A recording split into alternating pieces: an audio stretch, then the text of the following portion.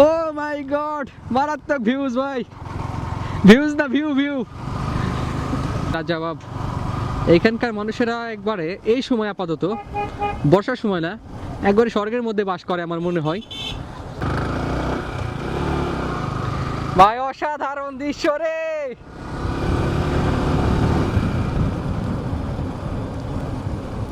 আহা, এরকম জায়গায় যদি বাড়ি হতো না খুবই ভালো হতো বিষয়টা। কত সুন্দর আশেপাশের দৃশ্যগুলা।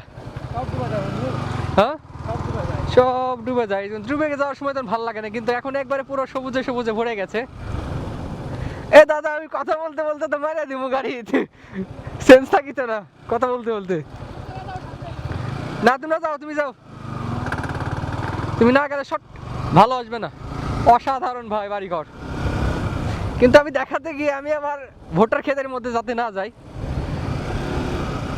আহা,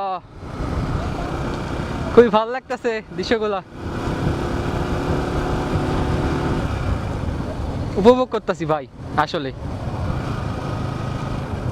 এখানে আস্তে আস্তে আসতে হবে, আর একটু আগে আসতে লাগতো, আমরা একটু দেরি করে চলে আসছি।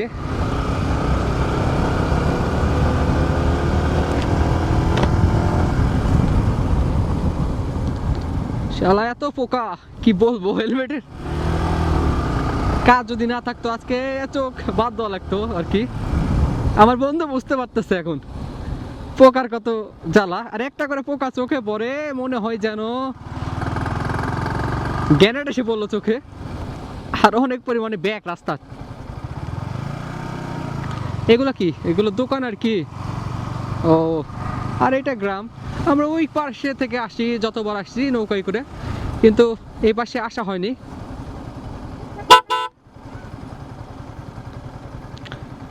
আর আমি গাড়ি চালাতে অতটা এক্সপার্ট না, খুবই ভয় লাগতেছে বলে চলে, তারপরও চালাইতেছি।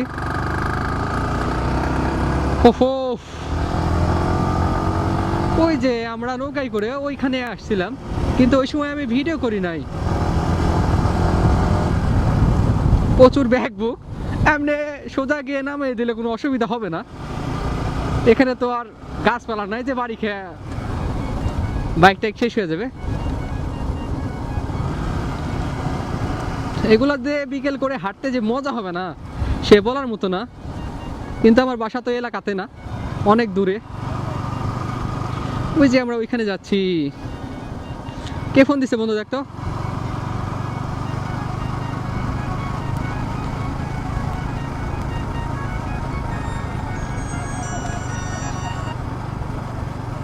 কে যেন ফোন দিছে আমারে। কম্পিউটার থেকে ফোন দিছে শালা। ও মাই গড, মারাত্মক ভিউজ ভাই, ভিউজ না ভিউ ভিউ। একবার এক্সাইটেড হয়ে গেছি। পকেটে টাকা আছে, এই পকেটে টাকা ছিল, এই পকেটে টাকা ছিল। আস্তে আস্তে, সমস্যা নাই। হা হা, অসাধারণ। বেশিরভাগ এখানে ধান, গম, তারপর পেঁয়াজ, এগুলো চাষ হয়। আর ভুট্টা। কোথায় ওটা? ও, আর বন্ধু বলতেছে এখানে অস্থির লেভেলের নাকি একটা হোটেল আছে সামনে। এই গ্রামগুলো অসাধারণ ভাই। সামনে ওটা প্রাথমিক বিদ্যালয় আছে, আর হাই স্কুল আছে না কলেজ আছে সেটা আমি সঠিক জানি না, কিন্তু ভাই টাকা উসুল হয়ে গেছে বাইকের তেলের। এত সুন্দর দৃশ্য,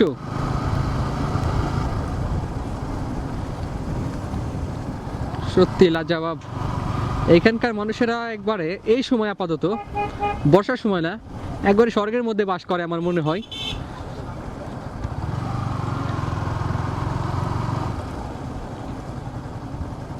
এখন আমরা যাচ্ছি ওই যে সামনে স্মৃতিসৌধ আছে, সেই স্মৃতিসৌধের ওইখানে। হ্যাঁ হ্যাঁ হ্যাঁ, ডুবে গেলে তো অবস্থা খারাপ হয়ে যায় সকলেরই। কিন্তু এই সময় এরা যেন অন্য জগতে বাস করে, আর আমরা আরেক জগতে বাস করি। বিকেলবেলা করে বের হলে এত মজা লাগবে এগুলাতে, সেটা বলার মতো না।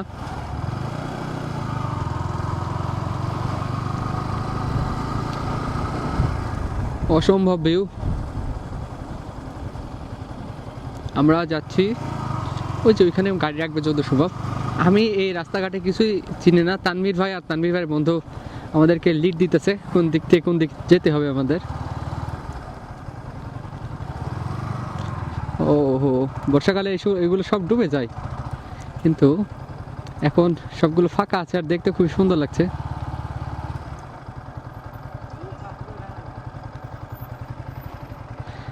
এখানে বাইক রাখি আমরা। সুন্দর চোখ দেখালি, সুন্দর চোখ দেখা ভাইয়া, চোখ খুলে উঠছে। অসাধারণ। ওই যে আমরা ওই পাশ থেকে চলি, ভুল গেছে, আমি এই পাশে একটা গ্রাম দেখাইছিলাম আপনাদেরকে, কিন্তু এই পাশের গ্রাম না, আমরা যেটা ওই পাশ থেকে দেখি ওই পাশের গ্রাম হলো এইটা। আর ওই পাশ দিয়ে নৌকায় চড়ে আমি যতবার আসছি এইখানে আসছি। হোটেল কোন পাশে আছে? এই সামনে। চলো উপরে যাবেন না? কই?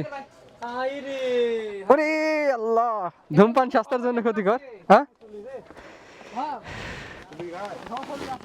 মাইক্রোফোন ভিতরে আছে আর মাইক্রোফোন দিয়ে থাকতে পারতেছি না।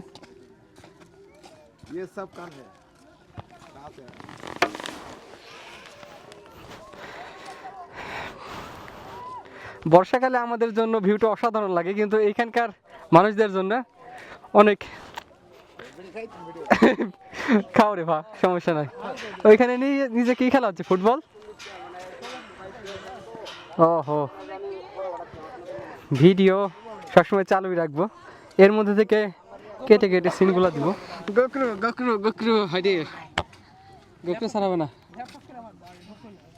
ল্যাপটপ কিনা হবে না।